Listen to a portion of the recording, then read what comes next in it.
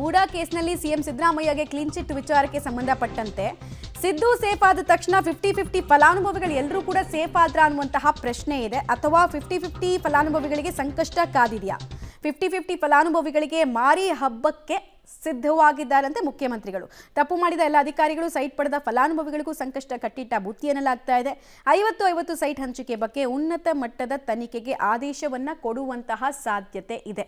But ಅರ್ಥ ಆಗದಿರೋ ಪ್ರಶ್ನೆ, ಅಧಿಕಾರಿಗಳು ಇಷ್ಟೆಲ್ಲ ಫೇವರಿಸಮ್ ಅನ್ನು ಯಾರಿಗೋಸ್ಕರ ಮಾಡಿದ್ರು, ಯಾಕಾಗಿ ಮಾಡಿದ್ರು, ಅದ್ರ ಬಗ್ಗೆ ಉತ್ತರವನ್ನು ಯಾರು ಕೊಡ್ತಾರೆ ಅನ್ನೋದು ಪ್ರಶ್ನೆ. ಮತ್ತೆ 50-50 ಅನುಪಾತದಲ್ಲಿ ಹಂಚಿಕೆ ಮಾಡಿದ್ದೇ ಅಕ್ರಮ ಅನ್ನೋದು ಸರ್ಕಾರ ಆಲ್ರೆಡಿ ಆದೇಶವನ್ನು ಕೊಟ್ಟಿರೋದ್ರಿಂದ ಫಲಾನುಭವಿಗಳಿಗೂ ಕೂಡ ಸಂಕಷ್ಟ ಎದುರಾಗ್ತಾ ಇದೆ. ಬಟ್ ಕೇವಲ ಫಲಾನುಭವಿಗಳು ಮಾತ್ರನಾ ಅನ್ನೋದು ಪ್ರಶ್ನೆ. ಅಧಿಕಾರಿಗಳು, ಫಲಾನುಭವಿಗಳು, ಇನ್ನು ಯಾರ್ಯಾರಿಗೆ ಈ ಸ್ಕ್ಯಾಮ್ನ ಬಿಸಿ ತಟ್ಟುತ್ತೆ ಅನ್ನೋದು ಮುಂದಿನ ಹಂತಗಳಲ್ಲಿ ನಾವು ನೋಡಬೇಕಾಗತ್ತೆ.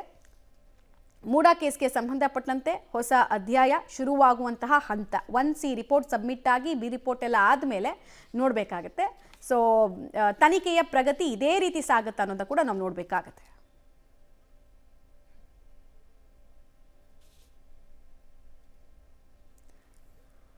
ಮೂಡಾ ಕೇಸಲ್ಲಿ ನಾವು ಈಗಷ್ಟೇ ಹೇಳ್ತಾ ಇದ್ವಿ, ಸಿಎಂ ಸಿದ್ದರಾಮಯ್ಯ ಅವರಿಗೆ ಕ್ಲೀನ್ ಚಿಟ್ ಕೊಡುವಂತಹ ಸಾಧ್ಯತೆ ಜಾಸ್ತಿ ಇದೆ. ಈ ವಿಚಾರಕ್ಕೆ ಸಂಬಂಧಪಟ್ಟಂತೆ ವರದಿ ಕೂಡ ಸಬ್ಮಿಟ್ ಆಗೋದಕ್ಕಿದೆ. ಇನ್ನೊಂದು ಕಡೆಗೆ ಮೂಡಾ ಕೇಸ್ನಲ್ಲಿ ಸಿಎಂಗೆ ಕ್ಲೀನ್ ಚಿಟ್ ಸಿಕ್ಕಿದ್ದು ಸಂತೋಷವಾಗಿದೆ ಅಂತ ಮೈಸೂರಿನಲ್ಲಿ ಸಚಿವ ಎಚ್ ಸಿ ಮಹದೇವಪ್ಪ ಅವರು ಹೇಳಿಕೆಯನ್ನು ಕೊಟ್ಟಿದ್ದಾರೆ. ಇದು ಸಿದ್ದರಾಮಯ್ಯ ಹೆಸರಿಗೆ ಕಳಂಕ ತರೋದಕ್ಕೆ ಮಾಡಿದಂತಹ ರಾಜಕೀಯ ಪಿತೂರಿ. ಸಿದ್ದರಾಮಯ್ಯ ಅವರು ದೋಷಿನೇ ಆಗಿರಲಿಲ್ಲ, ಹೀಗಾಗಿ ನಿರ್ದೋಷಿ ಅಂತ ಹೇಳೋ ಪ್ರಶ್ನೆನೇ ಬರಲ್ಲ. ಪ್ರಕರಣವನ್ನ ರಾಜಕೀಯವಾಗಿ ವಿಪಕ್ಷಗಳು ಬಳಸ್ಕೊಂಡಿದ್ವು ಅನ್ನೋದನ್ನ ಕೂಡ ಅವ್ರು ಹೇಳ್ತಾ ಇದ್ದಾರೆ. ಮೈಸೂರಿನಲ್ಲಿ ಸಚಿವ ಎಚ್ ಸಿ ಮಹದೇವಪ್ಪ ಅವರು ಹೇಳಿಕೆಯನ್ನು ಕೊಡ್ತಾ ಇದ್ದಾರೆ.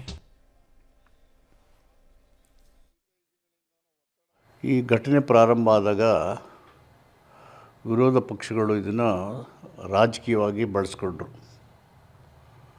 ಕೇಂದ್ರ ಸರ್ಕಾರ ಮತ್ತು ಅಲ್ಲಿಂದ ರಾಜಭವನಕ್ಕೆ ಪ್ರವೇಶ ಮಾಡಿ ಪಾದಯಾತ್ರೆ ಮಾಡಿ ದಿನನಿತ್ಯ ಇದನ್ನೇ ಮಾಡ್ತಾ ಹೋದರು.